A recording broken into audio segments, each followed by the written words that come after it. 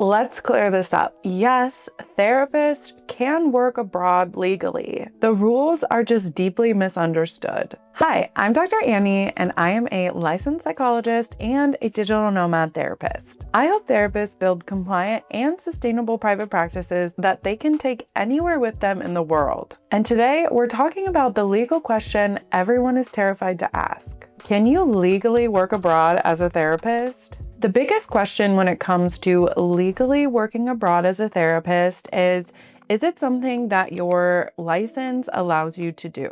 When COVID happened, everyone was scrambling to understand the rules when it came to telehealth. And the licensing boards were very clear that the clients we were serving must be within the states that we were licensed in. And I think somewhere along the way, people confused that with the licensing boards also caring where you were physically located as the therapist. Most licensing boards in most states do not care where you are physically located in the world. They only care about where the client is physically located. However, there are a select handful of states and licensing boards that do care.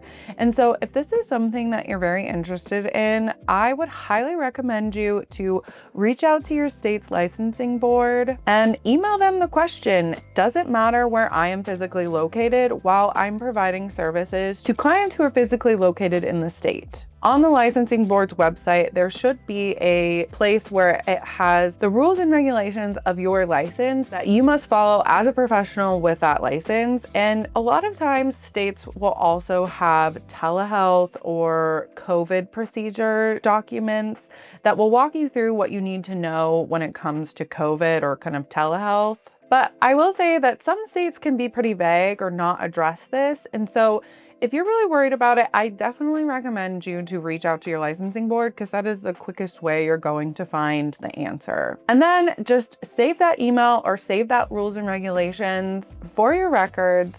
If anything happens in the future, you have a paper trail showing that you did your due diligence and you got the A-OK from your licensing board. One thing I will also say when it comes to this is that if you have some type of compact or license that allows you to see clients via telehealth in other states without having to be directly licensed to them, as a psychologist, this is called PsyPact for me. But if you're a social worker or LMFT or counselor, there might be some kind of compact that you have. And as a psychologist with a PsyPact license, I'm not technically allowed to provide services to a client in another state using PsyPact if I'm not physically located in Washington State, which is my home state when it comes to PsyPact. And so if I was in Morocco, where I have previously lived, and I was trying to see someone in Illinois, which is another PsyPact state, I technically would be breaking the rules of my licensure. And so for me, I just stick with seeing clients within the states that I am fully licensed. And so for you, if you're trying to look into this, definitely make sure whatever compact you are a part of does not stipulate where you are physically located. And if it does,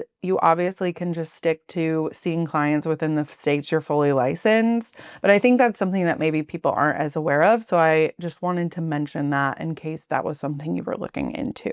The second thing you are going to want to check after your licensing board is your liability insurance. Some liability insurances also have rules and regulations around where you are physically located and their ability to legally protect you or provide you legal services. And so when it comes to liability insurance, you just want to reach out to them and ask to make sure that if you are residing outside of the United States while providing services to clients that are physically located within the states you are licensed, to make sure that they are still able to cover you if there's any liability concern that comes up. Some liability insurances don't allow you to be outside of the United States, so you definitely want to check, but there are liability insurances that do cover you. I personally use the Trust, and when I first went to Morocco, I called them to confirm that I was legally compliant under their rules by providing services in Morocco so that if anything ever happened, they would still be able to cover me. And they were able to confirm that that should not be a problem, that they cover me while I'm anywhere in the world. And so if you are wanting to move abroad as a therapist, definitely look into your liability insurance. And if it's not something that they are able to provide for you, this is kind of a more simple fix, and you can just find a liability insurance that will cover you. The third legal question that's very important for you to answer before you book that one-way ticket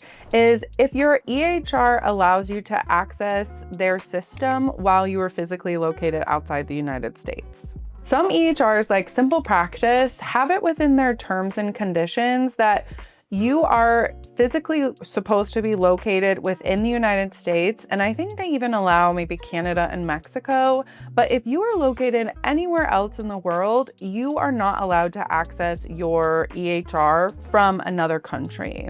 From what I understand, why this matters is that other countries have different laws and regulations when it comes to internet security and internet privacy.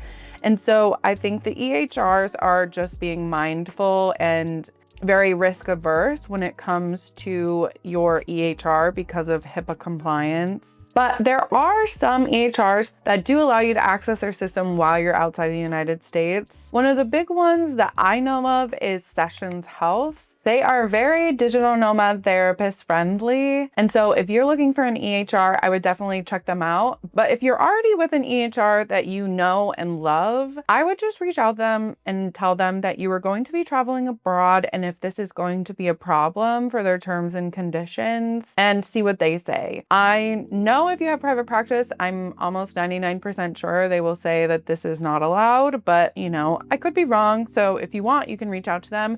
But if you have another platform, like I know Jane is a big one nowadays, or any of the other EHRs that you might have, just shoot them an email and ask if there will be any problem if you are outside of the United States wanting to access their system. And if they say no, you can always make the switch to Sessions Health, which I know is a bit annoying and probably not what you want to spend your time doing, but I will advise that you want to make sure your EHR allows it, because if you're going against your EHR's terms and conditions, it could essentially get you into legal trouble. If something ever happens, like when it comes to liability, it could make it to where your liability insurance wouldn't be able to cover you if you aren't complying with the terms and conditions of your EHR when you're providing telehealth. So it's definitely something you don't want to ignore, and it's a bit of an annoying task, but I think at the end of the day, it's worth the effort to make sure you're not going against any of your EHR's rules and policies. If you want this broken down into a simple step-by-step guide and be able to learn the fourth major question you need to answer when it comes to legality and living abroad as a therapist, grab my legal checklist for aspiring digital nomad therapists.